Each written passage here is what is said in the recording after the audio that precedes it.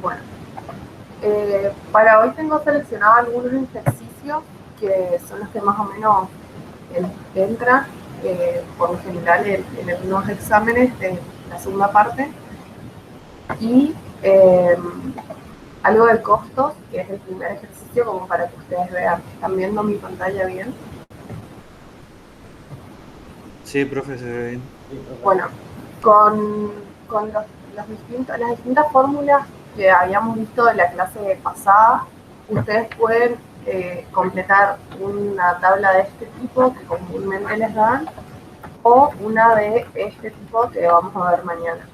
Esta es un poco más completa, pero tiene más o menos los mismos cálculos que esta. El problema de estas tablas es ver por dónde empezar, porque por lo general tienen, bueno, acá tiene dentro de todo bastante ordenado, pero suelen darles algunos, algunos valores salteados, así, no todos los valores en todo. El trabajo de producción sí, pero a veces costo variable y costo fijo no tiene así, sino que tiene por ahí algún valor acá, pero le falta acá y así. ¿Entienden? Entonces es un poco más incompleta la tabla, pero el tipo de cálculo es el mismo. Bueno, primero para poder, en esta que es la más fácil, para poder calcular el costo total cuando la producción es cero, es solamente el costo fijo. Entonces es 25. Y cuando empezamos a tener producción, es la suma entre el costo fijo y el costo variable, que eso está acá, la fórmula de costo total, que sería 50, después tenemos 75, 75 más 25, 100, 100 más 25, 125, y 125 más 25, 150. Bueno, una vez que tenemos el costo total, podemos calcular el costo marginal. El costo marginal no era otra cosa que la variación que hay entre el costo sobre la variación que hay en el nivel de producción, o sea, en la cantidad. Cuando pasamos de 25 a 50 es, vamos a poner acá, de 25 a 50 es de sube en 25 dividido en 4, que es la variación que hay en la cantidad. Esto es 6,25. 6,25. Y acá tengo que ver lo mismo. Eh, la variación es otra vez de 25, pero la variación en la cantidad es de 6, 4,16. Después la variación acá vuelve a ser de 25, en el costo total vuelve a ser de 25, pero acá la variación es de 3 nomás. Entonces va a ser 25 dividido 3, 8,33. Después la variación es de 2, 25 dividido 2, que es 11, no, 12,5. 25 dividido 2, que es 12,5. Y acá la variación es de 1, acá la variación es de 1 y acá la variación es de 25. O sea que acá 25 dividido 1 es 25. El costo marginal tiene esta característica que primero decrece y después empieza a crecer por la forma que tiene. ¿Se acuerdan que era el costo marginal? Era algo así. Primero decrece y después empieza a crecer. Por eso esto acá no está mal si les da así mismo. El costo medio fijo no es otra cosa que el costo fijo total dividido el nivel de producción. Vamos a empezar a poner desde acá. 25 es 25 dividido 4, 6,25. Después tenemos 25, porque siempre es costo fijo, o sea, 25 dividido 10, 2,5. Después tenemos 25 dividido 13. Si quieren ir haciendo el cálculo y pasarme los valores, también puede ser. 1,92 dividido 15, 1,66 y dividido 16. 1,56. Y con el costo medio variable es el costo variable, que eso sí, como va cambiando, los números no van a ser así tan como acá. Va a ser 25 dividido 4, empieza con 6,25, porque es igual, el número con este es lo mismo. Después 50 dividido 10 es 5, 75 dividido 13, 75 dividido 13, 5,77. Y después tenemos 100 dividido 15, 100 dividido 15, 6,66.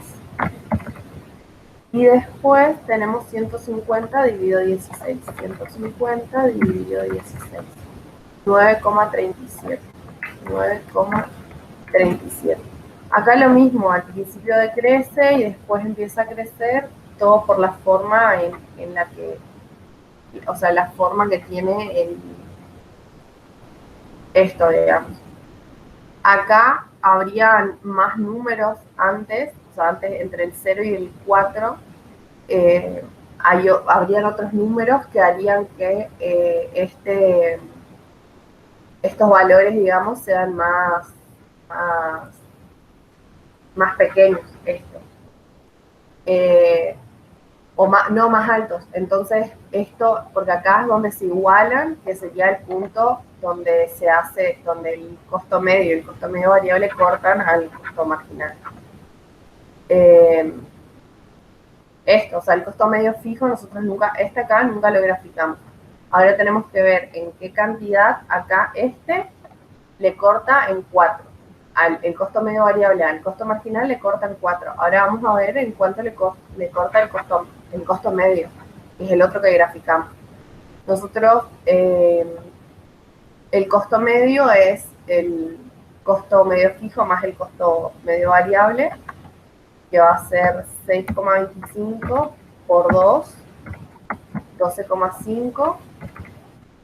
Y acá debería como ir decreciendo, 7,5, 5,77 más 1,92, 5,77 más 1,92, 7,69, 1,66 más 6,66, 1,66 más 6,66, 8,32. Y 1,56 más 9,37, 1,56 más 9,30, 1,56 más 1, más 9,37, ahí está, 10,93, 10,93. Acá acá va decreciendo y acá empieza a crecer. O sea, entre estos dos, crece y empieza a crecer. Entre estos dos estaría el 6,25, que es donde le corta, no sabemos bien en qué cantidad. ¿Sí? ¿Por qué el último es de 10,93? O sea, yo hice con la fórmula de arriba, sería costo total 150 dividido 16 y me da 9,37. A ver. 150 dividido 36. Dividido 16. 9,37. Entonces calculamos mal el costo medio variable. Porque el costo medio, acá está mal calculado. El costo variable es 125. Hay que controlar los costos variables. 125 dividido 16 es 7,81. Acá es 7,81. Y acá es 9,36. 9,36. Y acá es 100 dividido 15. A ver si está bien. Dividido 15. Ese sí está bien. Este era el único que estaba mal. Yo había calculado con este valor, con 150 y era con 125. Gracias, Enzo, creo, que escuché la voz. Sí, profe. Está bien. Bueno, este tipo de tablas les suelen hacer completar y los gráficos. De esto, hacer un gráfico que, bueno, no es tan complicado cuando uno tiene una escala bien. Yo después les voy a mandar cómo sería bien el gráfico de esto, que ahora lo vamos a hacer medio sin escala, porque para ver cómo graficarlo. Por lo general, cuando ellos les dan números así para completar, les dan con escalas buenas, digamos. Estos números son medio fuleros con el tema de la escala. ¿No? Medio complicado hacer un gráfico así.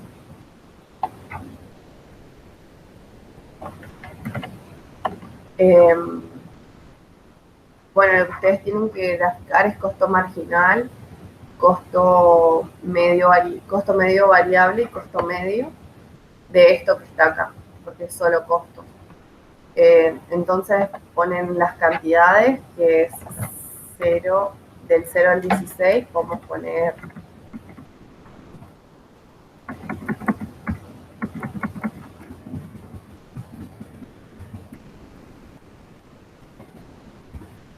vamos a hacer una escala más o menos.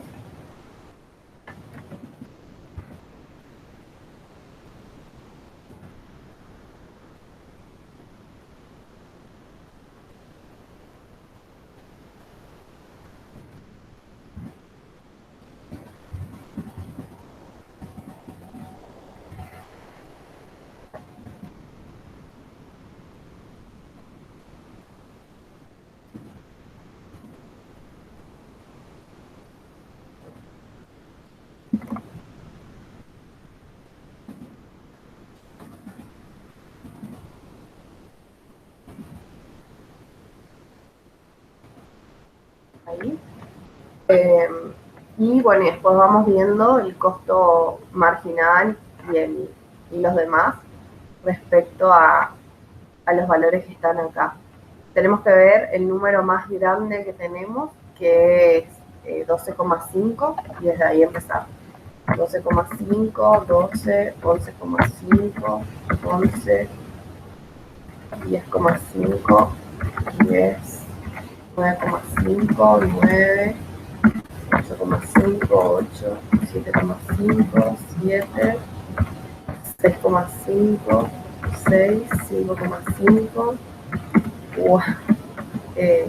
5, 4,5, 4, 3,5, 3, 2,5, 2, 1,5, 1, 0,5 y 0. O sea, nos va justo la escala acá. Bueno, y con esta escala más o menos podemos llegar a graficar algo. Primero vamos a ver el costo cuando la producción es 0. Cuando la producción es 4, ¿qué pasa? Cuando la producción es 4 tenemos que el costo marginal es de 6,25. 6,25 cuando la producción es de 4. Tenemos en 6,25. O sea, más o menos acá en el medio de estos dos. Ahí. Y cuando la producción es de 10, tenemos en 4,16. Cuando es de 10, tenemos en 4,16. 4, un poquito para arriba, así.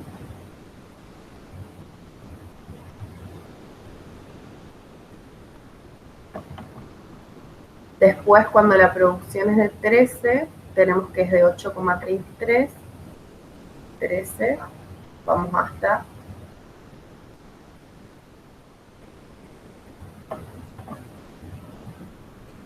más o menos por acá.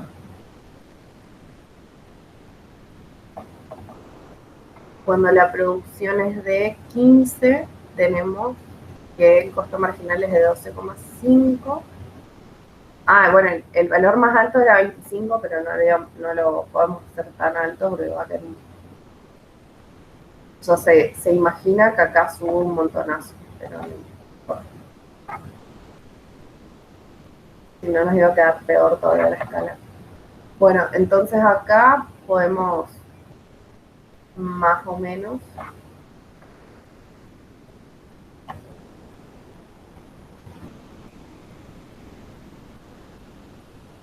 hacer algo así. No sabemos dónde está el punto más chiquito, así que hacemos que pase por ahí. Por ahí. No había salido ahí.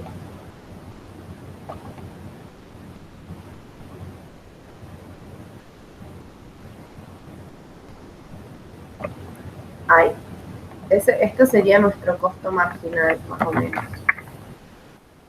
Ahora tenemos que ver nuestro costo medio variable y después nuestro costo medio fijo. Nuestro costo medio, perdón. Nuestro costo medio variable empieza acá en 6,25 también. Y después se va a 5. Cuando la producción es de 10, está en 5.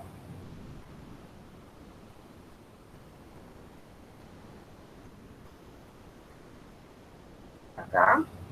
Cuando la producción es de 13, está en 5,77, o sea, más o menos por acá. Cuando la producción es de 15, está en 6,66, más o menos por acá. Cuando la producción está en 16, está en 7,8. O sea, más o menos por acá.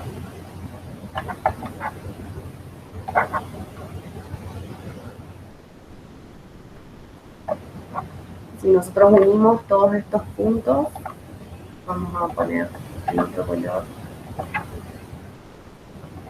Tiene que ser este punto, este y este.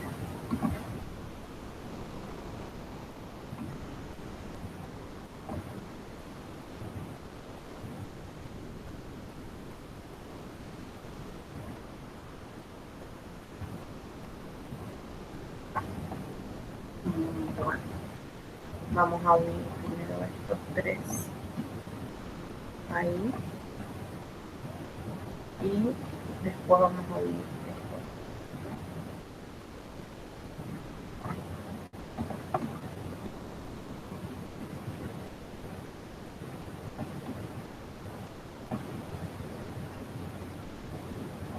Más o menos.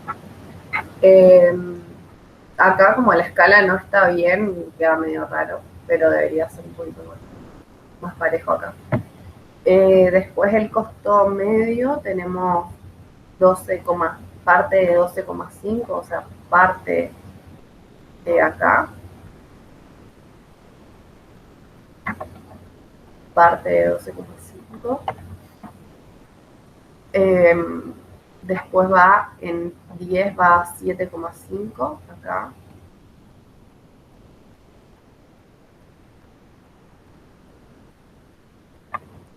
Después 7,69,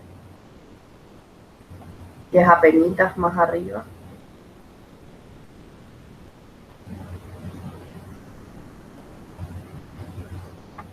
Después va, cuando está en 15, vamos a 8,32.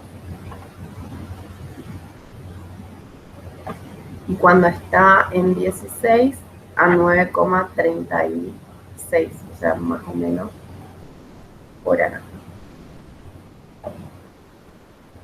Tendríamos que intentar unir este punto con este, con este, con este, con este.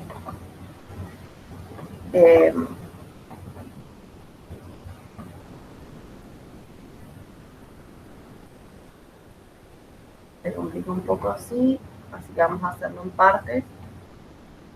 Vamos a unir estos.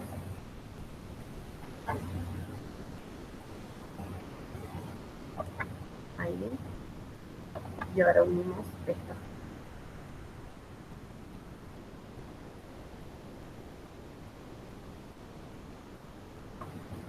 Ahí. Más o menos esta sería nuestras curvas de costo. Esto es costo medio, esto es costo medio variable. Más o menos algo así debería quedarles, pero más prolijo y más en escala. Eso es para completar este tipo de ejercicios. Después hay otra, esto es más teórico, que ya les tomaron en clases anteriores, o sea, en el examen anterior, pero vamos a repasar un poco para que, por si les vuelven a preguntar. Cuando nosotros tenemos que explicar por qué el costo marginal corta el costo, o sea, es cortado por el costo medio mínimo, por el costo medio y el costo medio variable en su punto mínimo, nosotros tenemos que explicar el tema de las etapas que tiene y después cuando tenemos que intentar de explicar que lo que busca una empresa más en competencia perfecta es minimizar los costos. Siempre buscan minimizar. Por eso el costo marginal, al ser el costo unitario, busca minimizar el costo. Eso sería como lo óptimo. Bueno, hay una pregunta muy teórica y esto si ustedes vieron la parte de teoría me van a poder responder. La idea de esto es también cubrir lo de oligopolio que se dio, pero que ellos suelen preguntar solamente en la parte teórica, así que vamos a intentar de ver. Hay que explicar qué es un cártel, dar ejemplos de cárteles y cuál es el objetivo que estos persiguen y por qué no suelen mantenerse en el tiempo y cuáles son las actitudes de las autoridades ante estos tipos, digamos, de alguna manera de asociación entre empresas, por decirlo de alguna manera. Tenemos que enumerar 5 tipos de conductas que no sean colusivas en el oligopolio, dando un ejemplo de cada caso y graficando en el caso que corresponde. Lo más importante acá es ver el tema del cártel. ¿Alguien se acuerda qué es un cártel y cómo funciona o cuáles son los objetivos que tiene el cártel?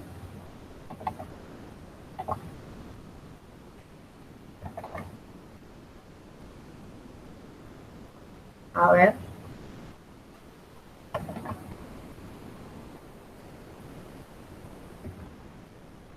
Ninguno estudió teoría todavía.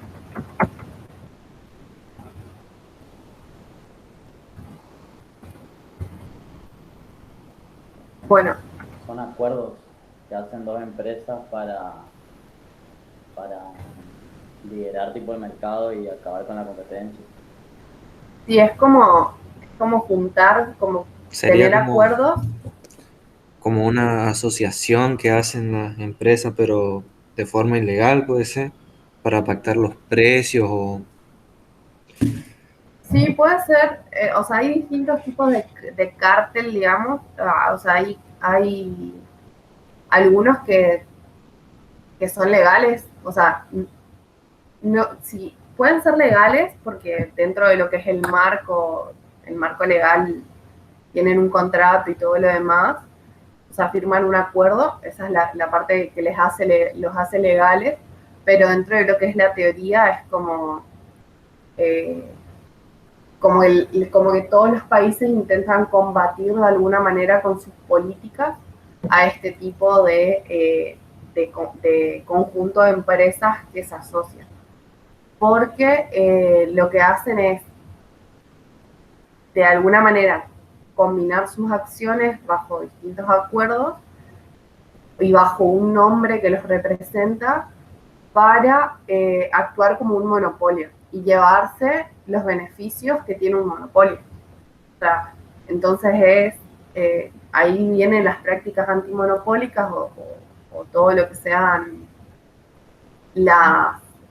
las líneas o demás de parte del Estado antimonopólicas que intentan de combatirlos de alguna manera, poniéndole distintas trabas.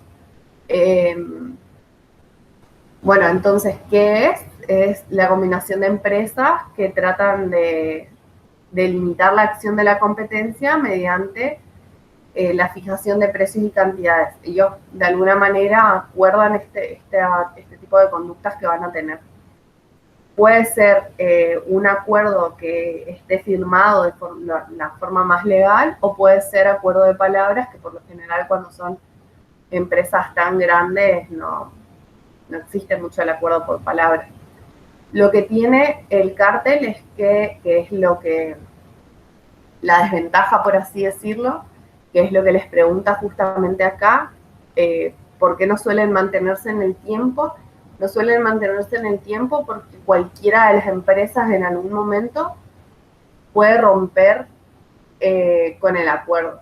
O sea, puede comportarse fuera de lo que habían acordado y joderle al resto, digamos. Entonces, por esa conducta que nosotros veíamos en el dilema del prisionero, que es esa idea del homos economicus o de las empresas lideradas por el egoísmo, no se da esto de cooperar todo el tiempo, entonces se rompe el cártel. Hay cárteles que son muy importantes, como el de la OPEP, que es la Organización de Países Exportadores de Petróleo, que es uno de los que más duró en el tiempo y se fueron sumando incluso más empresas. Después también Quilmes formaba parte de un cártel donde ponían límites en la fijación de precios, cantidades. No necesariamente, porque pregunta cuál es el objetivo. Bueno, el objetivo es maximizar de forma conjunta los beneficios y actuar como un monopolio, pero entre varias empresas. Pero ¿qué pasa? No necesariamente buscan acordar precios y cantidades, sino formas de actuar en cuanto al mercado. O sea, pueden, dentro de su acuerdo, pueden tener distintas pautas, por así decirlo. No necesariamente precio y cantidad, o no necesariamente las dos, pueden tener precio y un montón de otras cuestiones que tenga que ver, que hoy por hoy son mucho más importantes, no sé si mucho más importantes, pero sí tienen un poco de relevancia, como toda la parte de marketing y demás, o la llegada al público que tengan. Entonces, pueden limitar también esas cuestiones. El cártel es como dentro, cuando nosotros estudiamos oligopolio, es la práctica que corrompe, digamos, todo, porque de alguna manera el oligopolio es como que siguen compitiendo entre pocas empresas, pero todavía están viendo quién lidera y quién no. Como que están ahí en una competencia, en una puja todo el tiempo entre pocas empresas, pero todavía hay como esa idea de competencia.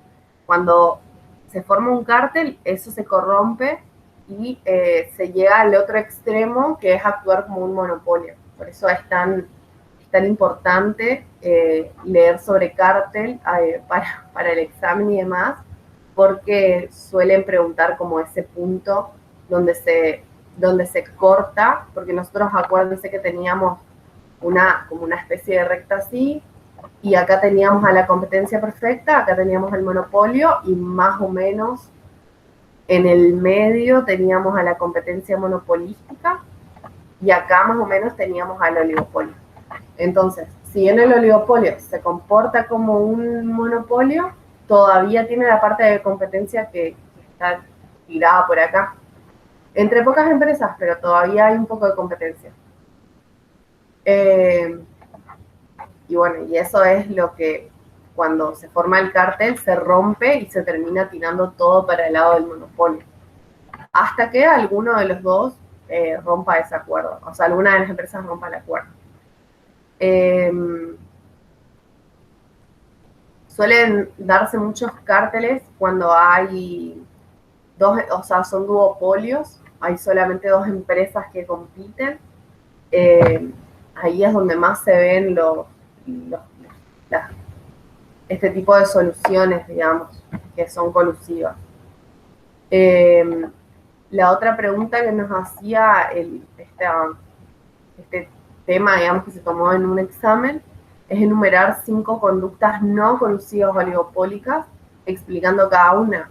Bueno, las prácticas no colusivas, el cártel es un tipo de práctica colusiva, y después teníamos las soluciones no colusivas, que era la curva quebrada de la demanda, el liderazgo de precios. Esto acá, el liderazgo de precios, que es el oligopolio de Bertrand. El liderazgo en cantidades, que es el de Stackelberg, y la solución de Cournot son los más conocidos. Después hay juego seguro y curva quebrada de la demanda, que básicamente solo lo dan en micro 1, porque después no se vuelve a ver. Cuando nosotros hablamos de liderazgo en precios, o sea, estos 3 ustedes no se pueden olvidar de mencionar cuando les pregunta eso. Liderazgo en precio, que es Bertrand, liderazgo en cantidad, que es Stackelberg, y solución de Cournot, y que bueno, acá deciden la cantidad de producción, pero lo hacen en forma simultánea. Esto es re importante. ¿Qué pasa en el liderazgo de precios de Bertrand?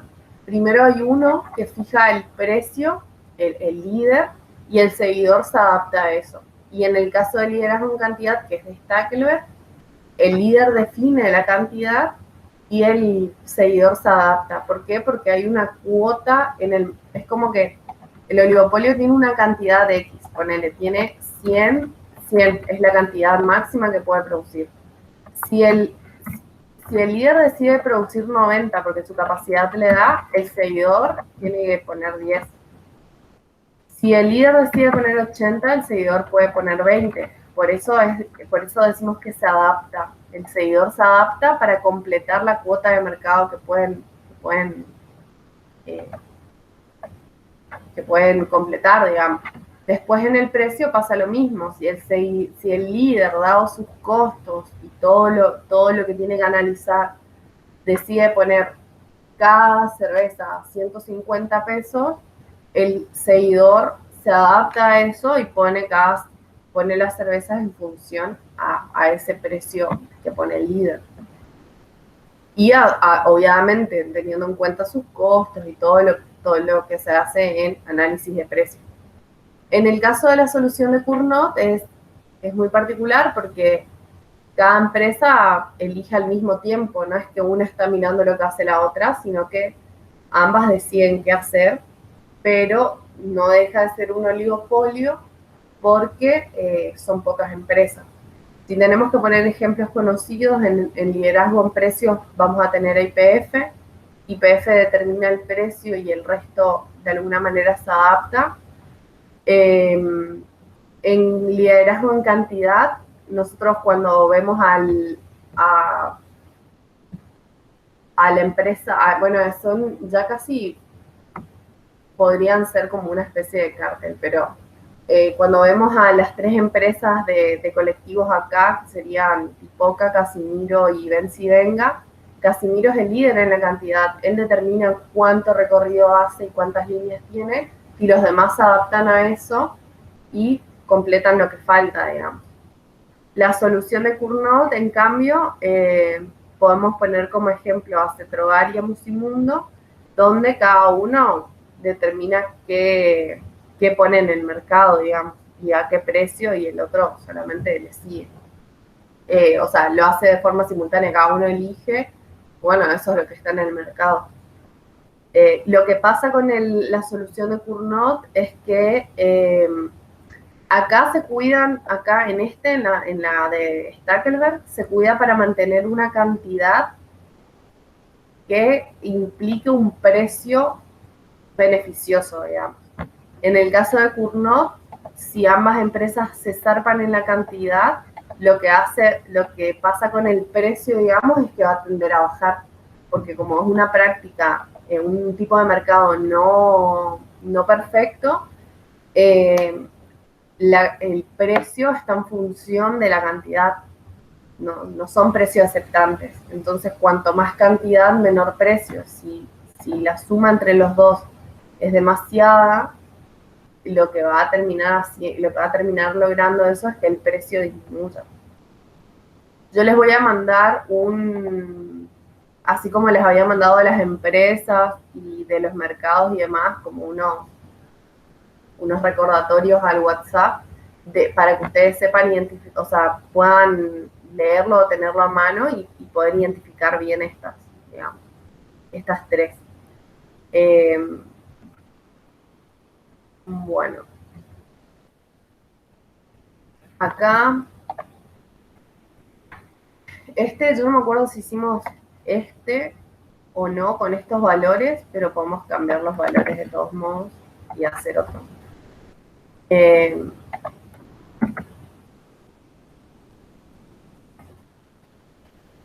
Vamos a poner 500 unidades o 5.000 unidades. El precio que sigue el mismo. Acá vamos a poner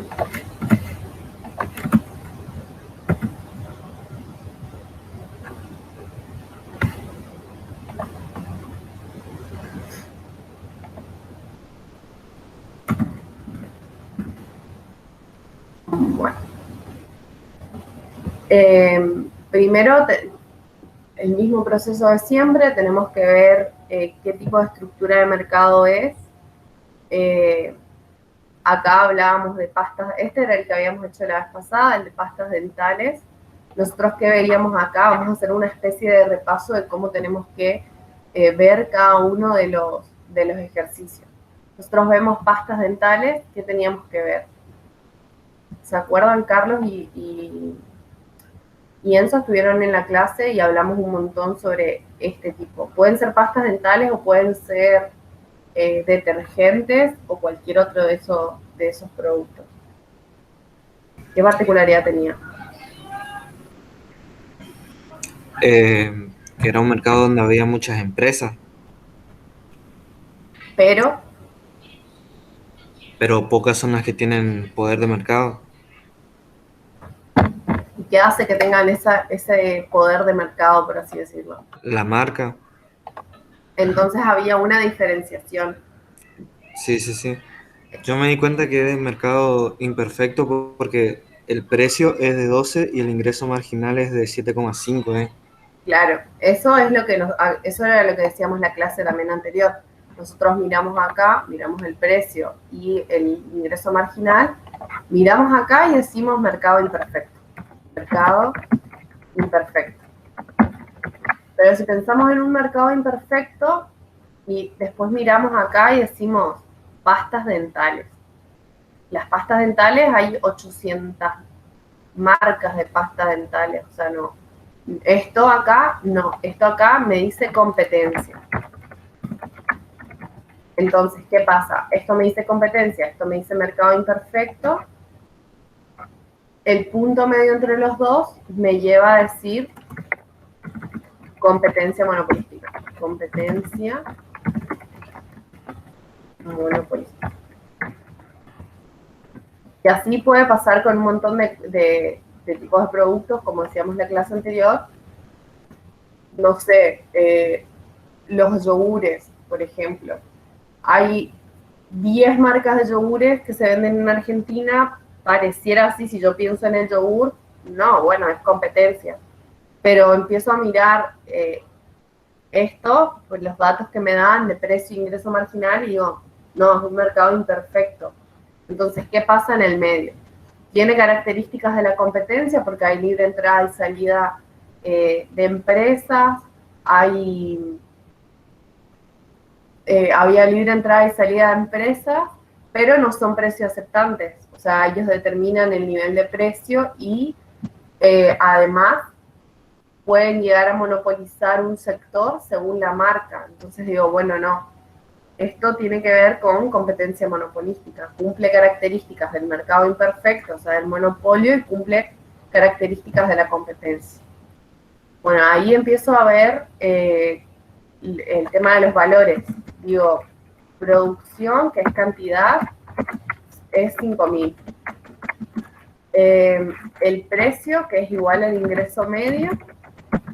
O sea, miro todo lo que tengo, que ese es el segundo paso. Miro todos los valores que tengo. Ingreso medio es de 12, ingreso marginal es de 7,5, el costo total es de 5.750, el costo medio, que encima está en su mínimo, porque es igual al costo marginal, es de 7, y tengo que ver qué onda el costo medio, porque es lo que tengo que graficar. Me falta acá solo el costo medio, que es el costo total, o sea que 5.750 dividido 5.000. 5.750 dividido 5.000. Esto me da muy bajito, a ver, vamos a hacer 57.500 acá.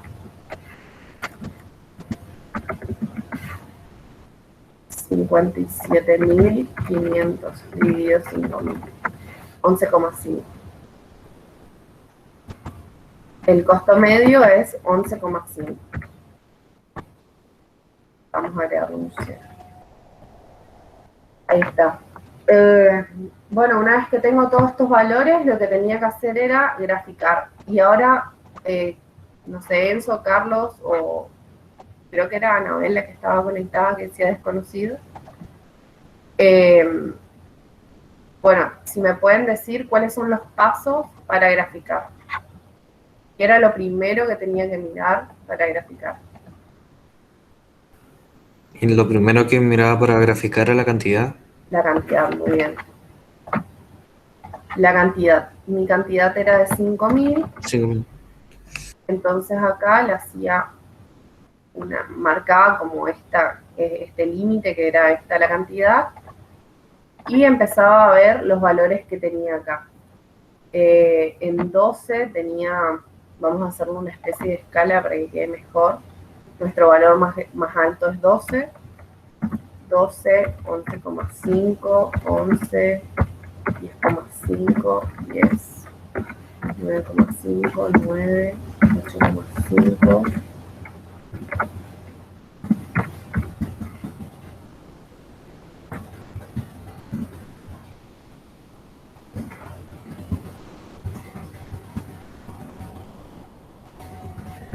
5, 2,5,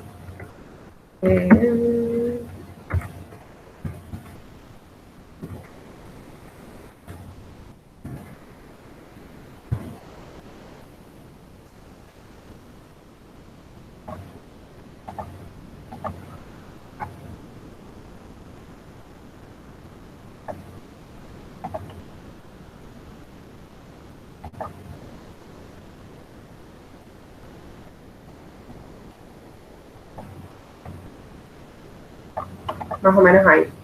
Entonces en 12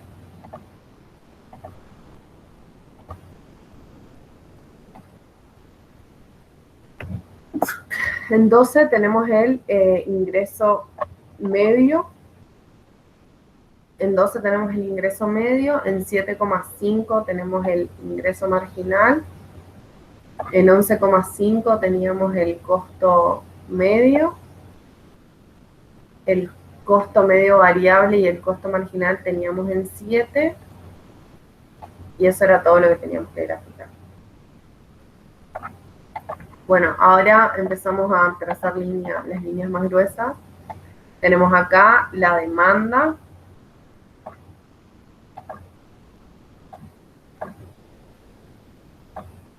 Acá teníamos el 7,5, acá teníamos el ingreso marginal. Esto es ingreso medio, esto es ingreso marginal. El costo marginal sabíamos que pasaba por 7, o sea, en 7 acá tenemos algo así. Algo así, esto es nuestro costo marginal. Y por 7 también pasaba nuestro costo medio variable. O sea, que teníamos un costo medio variable que tocaba su mínimo ahí. Este es el costo medio variable. Y el costo medio tiene que pasar por 11,5, o sea, acá arriba.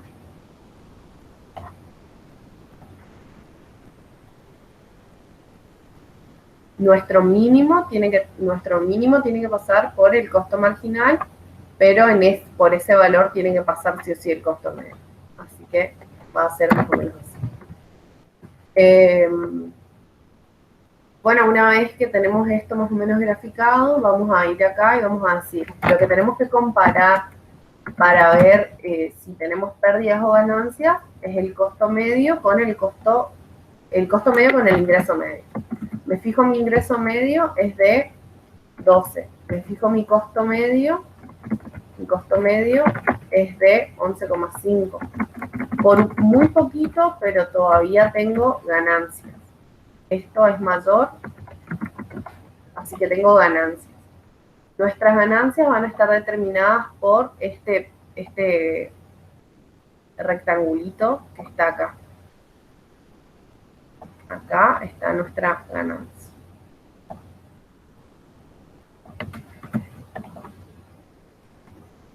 A ver. Vamos a pintarla acá. Esta acá es nuestra ganancia. Esta acá. Ahora, ¿cómo maximizo esas? O sea, ¿cómo sé si estoy en el óptimo o no? ¿Qué tenía que mirar ahí?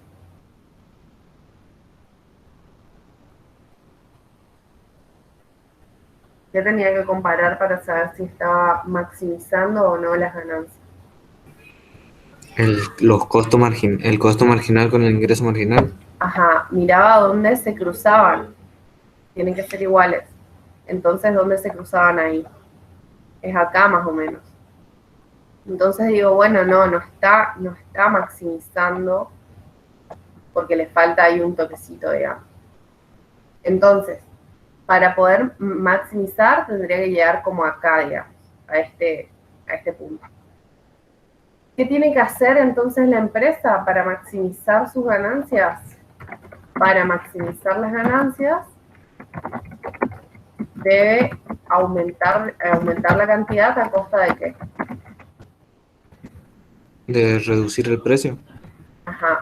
Aunque sea en una proporción muy pequeña, pero tiene que reducir el precio porque es mercado imperfecto, digamos. O sea, porque es un tipo de mercado imperfecto.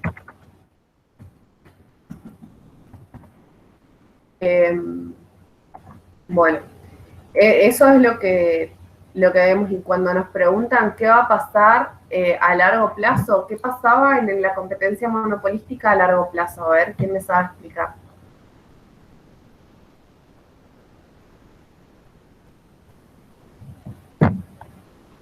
Y a largo plazo, como esa empresa tenía beneficios, iban a entrar otras empresas en el mercado, por ende iba a reducir, o sea, iba a pasar de tener beneficios extraordinarios a tener beneficios nulos.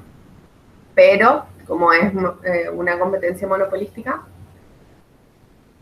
Van a tener productos parecidos, pero no tan similares. Sí, entonces, similares. otras empresas van a entrar, entonces los demandantes van a tener la oportunidad de consumir otros productos que, si bien no son iguales, son parecidos, diferenciados por algo como la marca, pueden pasar a comprar esos productos. Entonces nuestra cantidad demandada va a disminuir y eso haría que nosotros pasemos a tener beneficios nulos en el largo plazo. Pero ese beneficio nulo a largo plazo todavía es con un precio mayor al de competencia perfecta. O sea, todavía es un precio superior porque estamos en un mercado imperfecto.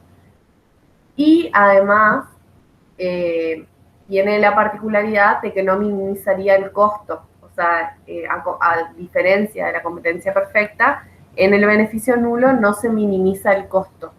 O sea, el costo medio, el costo unitario no se minimiza.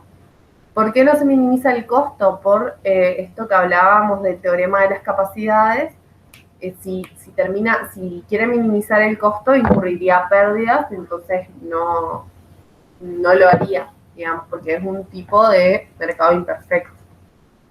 Bueno, eso es lo que sí, esas son las cosas que sí o sí tenemos que mencionar. Lo que vamos a hacer la clase que viene es ver los temas, digamos, y marcarnos, hacernos un anotador, digamos, de las cosas que sí o sí tenemos que tener en cuenta y que no nos podemos olvidar de mencionar. Porque no importa por ahí cómo lo expliquen, o sea, no importa cómo lo expliquen, pero cada uno puede explicar a su manera, pero hay determinados puntos que no se pueden olvidar porque estaría incompleto, digamos, en la explicación, estaría incompleta. Bueno, ¿alguien me puede decir cuáles son las causas de un monopolio? Y primero, ¿qué es un monopolio? Y después, ¿cuáles son las causas? A ver si alguien se acuerda. Un monopolio sería un mercado en donde solo una empresa puede vender un tipo de producto. O sea, donde una empresa tiene todo el poder del mercado y Claro. puede decidir, o sea, no todo el poder, sino una parte puede decidir o el precio o la cantidad, Bueno, pero no ambos. eso es lo que, o sea, podrían explicarlo. Se dice que el monopolio tiene todo el poder, pero hay teorías que explican que el poder es superior, digamos, a todas, pero no máximo, por el hecho de que puede elegir o precio o cantidad. Estaría bien.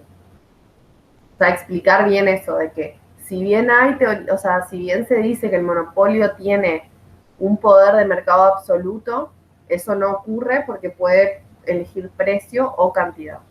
Está bien, ¿y ahí? ¿Qué más pasa en el monopolio? ¿Cuáles son las características que tiene el monopolio? Además de que es decisor de precio y que hay una sola empresa. Quiere decir que posee dos causas, monopolio natural y barreras de entrada. ¿Cuáles son las barreras de entrada?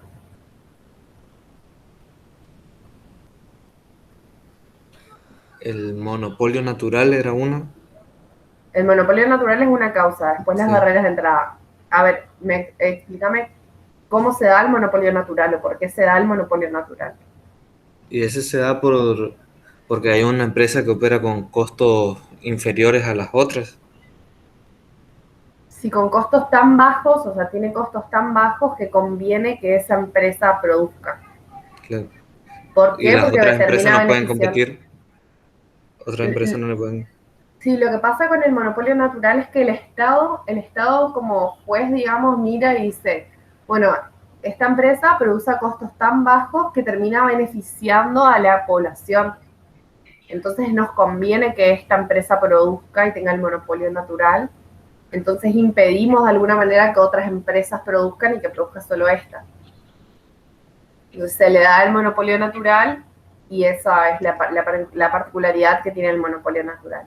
Que ante los ojos del Estado o de los que juzgan al mercado imperfecto dicen, bueno, conviene porque beneficia a la población. Ahora, las otras... aclarar eso? Que es lo que a la sociedad o al Estado le conviene. Sí, es a la sociedad más que nada, porque viste que cuando nosotros estudiamos mercado acá, cuando estudiamos monopolio, decíamos, el monopolio natural es una empresa que opera con costos menores a todas las demás, como dijo el compañero, y a la sociedad le conviene, ya que dividir ese costo total entre muchas personas termina siendo muy poco el costo. Entonces, bueno, como el Estado de alguna manera mira y dice, bueno, esta empresa va a operar a puede operar además en economías de escala y todo lo demás, lo que hace que el costo sea más barato. Vamos a favorecer la existencia de esta empresa para que exista, para que sea la única y que además beneficie a la sociedad. Porque acuérdense que el que está para limitar las acciones del monopolio es el Estado. Entonces el Estado el Estado no le pone tantas restricciones a EMSA o a SAMSA como monopolio como si por ahí pone otro tipo de monopolio. ¿Se entiende? ¿Por qué? Porque son tipos de empresas y son determinados servicios o productos que a la sociedad le beneficia. Entonces, miran eso y dicen, bueno, como produce a costos muy bajos, la sociedad termina pagando mucho menos, beneficiamos a esta empresa y hacemos que no entren otras empresas a competir. Bueno, hoy por hoy, SAMSA y EMSA, o sea, son las únicas, no habría otra empresa que quisiera venir a poner electricidad en la provincia porque no le conviene ni a palos, ¿entiendes? Profe, pero eso a largo plazo no provocaría que la empresa sea ineficiente, porque si la empresa ya tiene ya el respaldo del Estado, como que no le daría igual si llega a ser eficiente o no. Pasa que acordate que un monopolio nunca va a ser eficiente, o sea, a los ojos de la teoría clásica, un monopolio nunca va a ser eficiente. Nunca llega a la eficiencia. A la eficiencia, según el monopolio, puede ser ingreso marginal igual a costo marginal. Podríamos hablar, pero el monopolio no es eficiente. ¿Por qué? Porque el monopolio la empresa siempre va a ganar más, digamos. Si bien en el monopolio natural le estamos beneficiando de alguna manera al consumidor porque el costo es menor, el costo unitario es menor, la empresa en sí tiene muchísimos más beneficios. O sea, no deja de ser un monopolio que no sé, por ahí nosotros miramos EMSA y como que le miramos hasta más lindo. Y si miramos otro tipo de monopolio, no sé, pensamos en toda la guita que ganan los dueños de las multinacionales que son monopólicas y y cuánto pierde la población en sí, ponele. Y en el caso de EMSA uno mira como de forma más bondadosa porque es un servicio necesario. Sí lleva una mayor ineficiencia, pero no quita que el Estado, a ver, el Estado le favorece respaldando su existencia, digamos, para que al principio, para que no haya otras empresas que entren a competirle cuando recién se está formando ese monopolio. Pero después con el tiempo, obviamente que el Estado entra a regular determinadas acciones que tienen esas empresas. No es que EMSA y SAMSA están totalmente contempladas por el Estado por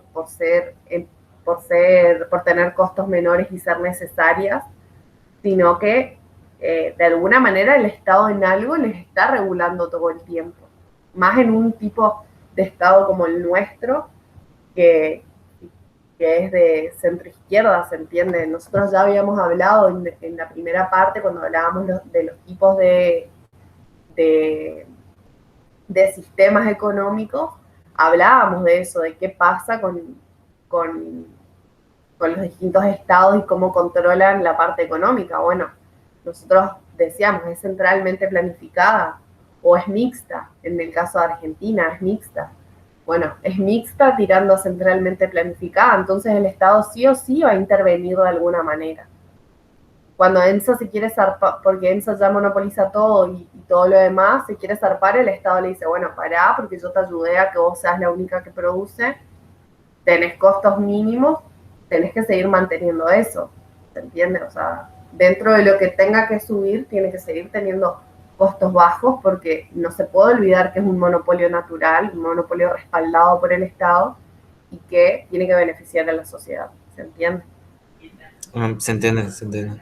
Es como, no es que el Estado no le va a poner reglas, sino que obviamente sí o sí le va a poner algún tipo de reglas, así como también le va a dar ayuda. Claro, yo pensé que, sino que más bien se me vino a mi cabeza que como tipo le expropiaba a la empresa. A eso me referí, claro. a eso es lo que me vino a la cabeza. Pero no, nada que... Claro, no, igual no quita que pueda pasar con otro tipo de servicios y demás, no sé, ponerle en su momento las líneas de tren y todo lo demás, había pasado.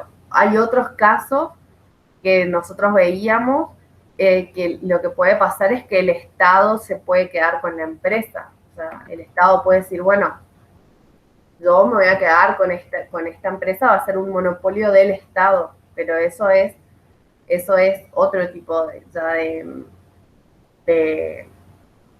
de monopolio. Puede pasar, sí, que el Estado se haga cargo de la empresa. Por ejemplo, EMSA, o no sé, Aerolíneas Argentinas, que ahora que es estatal. Entonces, bueno, no sé, los costos son demasiado altos, un montón de cuestiones que hace que el monopolio, eso es más que nada para limitar al monopolio, termina haciendo eso el Estado. Cuando el monopolio, por ejemplo, EMSA se empieza a zarpar, todo un desastre, lo que termina haciendo el Estado es decir, bueno, esto es del Estado, ¿se entiende? Le compra de alguna manera el monopolio y se hace cargo. Obviamente que no es tan de compro, porque cuando se trata, el Estado en ese sentido interviene nomás. Y lo que hace es nacionalizar algo, un servicio, digamos, que, que está, no sé, de alguna manera dañando a la economía al tener prácticas tan agresivas, porque el monopolio dentro de los límites,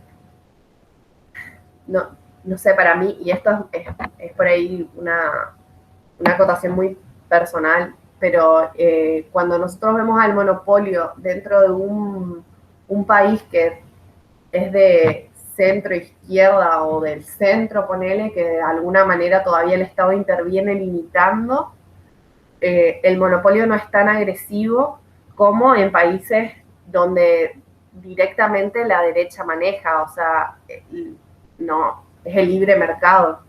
En esas situaciones de libre mercado, donde es todo muy capitalista, el monopolio puede hacer lo que se le canta, entonces el monopolio por lo general tiene prácticas muy destructivas en cuanto a precios, en cuanto a cantidades y en cuanto a las prácticas que van de la mano del precio y la cantidad, porque determina un precio altísimo con una cantidad, pero capaz que la forma de producir a escala termina deteriorando, no sé, el ambiente y un montón de otras cuestiones que en ese sentido las grandes, las multi, digamos, que por lo general son monopolios o oligopolios, son bastante agresivas, ¿entiendes? O sea, todo lo que es el mercado imperfecto es bastante agresivo en cuanto a un montón de cuestiones. A precio, cantidad también, porque la cantidad está bastante limitada y el precio es demasiado alto, o sea que no cualquiera puede acceder o no se puede acceder así nomás. Tenés el costo altísimo para poder acceder a esos productos y además la forma en la que producen y la cabeza tan capitalista que tienen los líderes destruye de alguna manera una parte muy social y una parte que tenga que ver con el ambiente y todo lo demás. Es como que les interesa producir nomás, ¿entiendes? Ganar. Sí, se entiende. Después tenemos barreras de entrada que las barreras, o sea, estos son los dos tipos de causas que había mencionado el compañero, monopolio natural y barreras de entrada. Las barreras de entrada teníamos patentes, franquicias, las restricciones legales, restricciones tecnológicas y los altos costos. Lo que más se da en el monopolio son los altos costos, o sea, para poder entrar necesitas una inversión muy grande. Las patentes, que acuérdense que las patentes tienen un límite, que es de 30 años, de una cantidad de años determinada, que la patente de alguna manera es otorgada por el Estado, entonces el Estado mira según el producto, según el servicio, cuántos años le da de patente, ¿se entiende? Las franquicias, la franquicia tiene la particularidad de que tiene que cumplir un montón de condiciones, por eso la La inversión también es alta. Por ejemplo, si vos querés ser parte de la franquicia de McDonald's, tenés que cumplir con determinados requisitos y todo lo demás, lo cual implica un costo. Y después toda la parte de restricciones legales que tienen que ver con la producción que le otorga o no el Estado a esa empresa. Las restricciones tecnológicas que tienen que ver cuando una empresa controla un factor productivo, entonces de alguna manera influye en la producción de un bien o servicio. Por eso siempre que el precio del petróleo, o sea, cuando el petróleo tiene sus picos, no sé, que eso va a la nafta y todo eso, porque nosotros lo medimos con la nafta. Entonces cuando la nafta aumenta mucho su valor, todo lo demás aumenta su valor. ¿Por qué? Porque es el combustible más usado. Entonces, para todo, para el transporte, para todo, entonces cuando una empresa tiene la capacidad de controlar el factor productivo, todo el resto de las empresas que tengan que ver con eso, de alguna manera, quedan limitadas por eso. Y bueno, después los altos costos de entrada, que ya lo hablamos, digamos. Eso sí, tienen que saberlo más o menos con ejemplos. También les voy a mandarles una especie de resumencito, así como muy, como les había mandado los otros, que eran como unas imágenes para ayudar a la memoria nomás. Después nos preguntaba sobre el costo social que tiene el monopolio, que si bien tiene el monopolio, este costo social también lo tiene la competencia monopolística, por ejemplo, que se da porque el monopolio tiene mayores precios, o sea, mayores precios, por ende menores cantidades. Lo que pasa es que el excedente del consumidor, una parte del excedente del consumidor es absorbida por... Este gráfico yo siempre lo llevo así y es más fácil de explicar. Nosotros en realidad tenemos... Acá vamos a marcar así. Nosotros en realidad tenemos esto, acá. Esta sería nuestra... Esto sería en competencia perfecta, ¿no? Todo esto acá en competencia perfecta, todo esto sería excedente del consumidor y todo esto excedente del productor, que es lo que vemos acá. ¿Qué pasa? Una parte de este excedente del consumidor es absorbida por el excedente del productor. Y otra partecita es una pérdida social neta por la menor cantidad que puede producir. O sea, la parte que es absorbida por el excedente del productor es por el mayor precio. Y la parte que es absorbida por la pérdida social es por la menor cantidad. Por el mayor precio uno, por la menor cantidad del otro. Entonces el excedente del consumidor es menor. Por esto acá, nosotros decimos que el consumidor en el monopolio, en los mercados imperfectos, son perjudicados. O sea, acá nos muestra que el consumidor está ganando menos. El excedente que tiene el consumidor es menor. Una parte es porque empieza a ganar el productor. El productor empieza a ganar eso más. Y otra parte es porque se pierde socialmente esto acá, que también ocurre con el excedente del productor. El productor también quiere ganar más poniendo un precio más alto, pero pierde un poquitito porque al vender a un precio más alto tiene que vender menores cantidades. Entonces gana acá, pero pierde acá.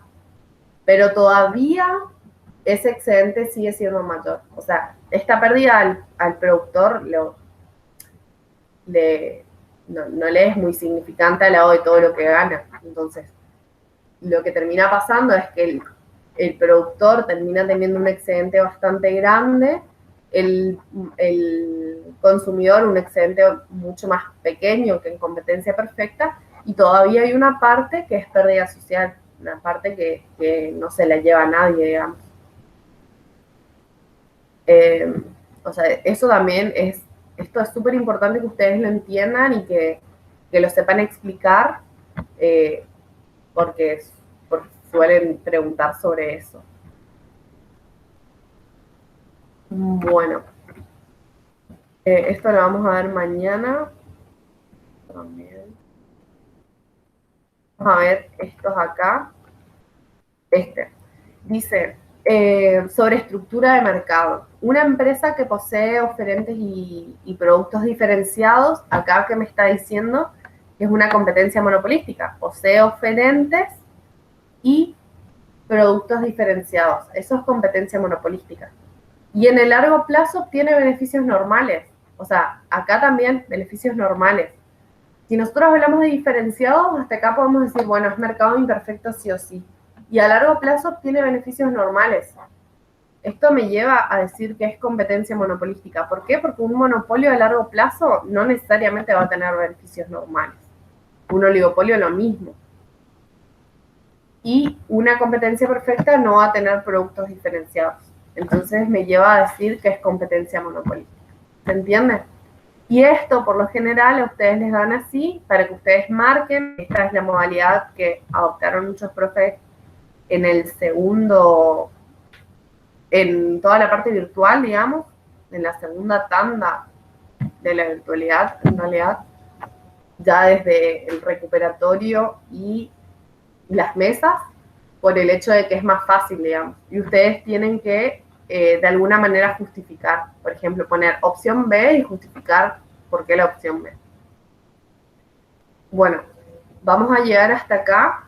Ustedes, lo que vamos a hacer la clase que viene, o sea, vamos a ver, la clase que viene es determinar bien que esto que les decía hoy, cuáles son las cuestiones que sí o sí tienen que tener en cuenta a la hora de responder cada uno de los puntos. Por ejemplo, cuando hablamos de la pérdida social que tiene el monopolio, no nos podemos olvidar de decir que hay una parte que se la lleva el productor, otra parte que es pérdida social. ¿Por qué se da? O sea, ver el tema del precio y la cantidad.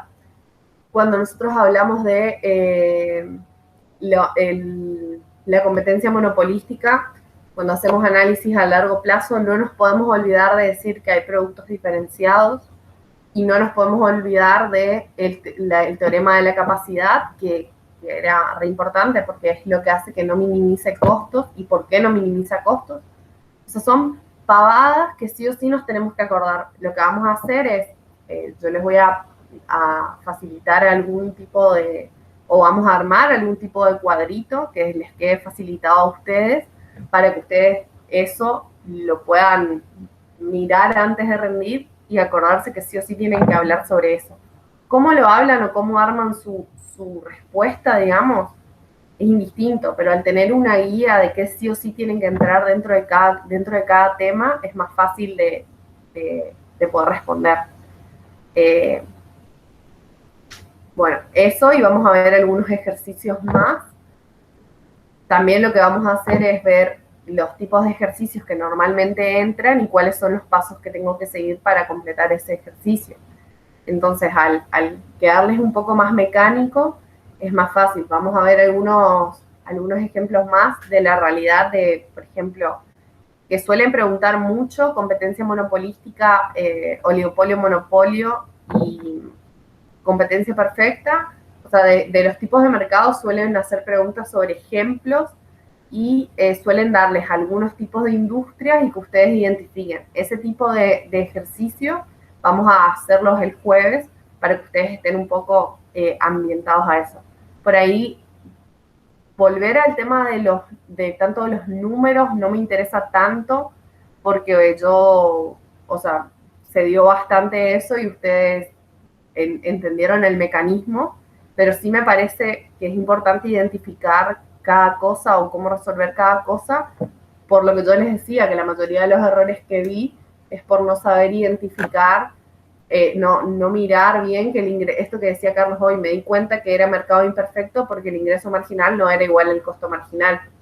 Y miran el enunciado y dicen es competencia perfecta, y ni siquiera se dieron cuenta que el ingreso marginal y el ingreso medio son distintos, que corresponde a un mercado imperfecto.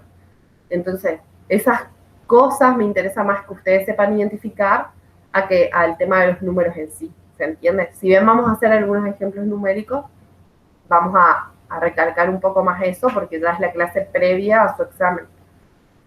Bueno, la clase igual va a quedarse para que ustedes vuelvan a mirar